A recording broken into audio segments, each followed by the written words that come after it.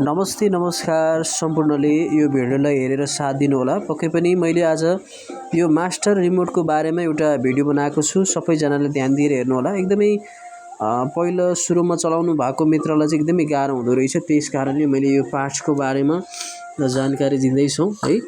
पक्कै पनि यहाँ चाहिँ यो चाहिँ माथिल्लो भाग रहेको छ, यो सेट भनेको छ हैन।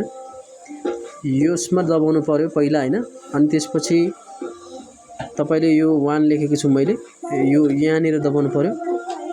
अनि त्यसपछि यो प्री मोड भन्नुभएको छ नि हैन, प्री मोड जुन यहाँ लेखेको छ नि, यसमा 3 रहेको छ यो चाहिँ है।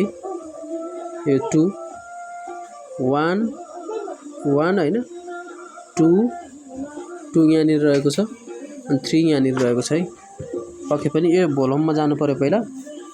यो भोल्युममा प्लसमा गएर थिचेर बस्नु पर्यो। टक टक टक टक टक तपाईले जति सक्दो छिटो थिचिरहेर, अनि त्यहाँनिर चाहिँ टिभीमा चाहिँ भोल्युम देखाउँछ हैन। अनि त्यसपछि चाहिँ सेटमा गर्नु पर्यो। यहाँ सेट पछि अनि 1 हैन, 1 2 3 है, सेट गर्ने 1 2 3 गरेपछि यहाँ सेट हुन्छ। त्यसपछि चाहिँ भोल्युम आफै चलेर रिमोट चल्न थाल्छ है। त पक्कै पनि चलाउन नजान्नु भएको मित्रलाई मैले भन्न चाहे है। मैले पनि पहिला आउँदैन थियो, त्यसकारणले भन्न चाहिरहेको छु। 1 हैन, 1 2 3 है, सेट बुझ्नुभयो होला है त।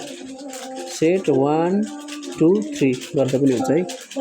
भोल्युममा थिचिरहने, अनि त्यसपछि त्यहाँ भोल्युम देखाउँछ हैन टिभीमा। अनि त्यसपछि चाहिँ 1 2 3 सेट 1 2 3 गर्दा नि हुन्छ है।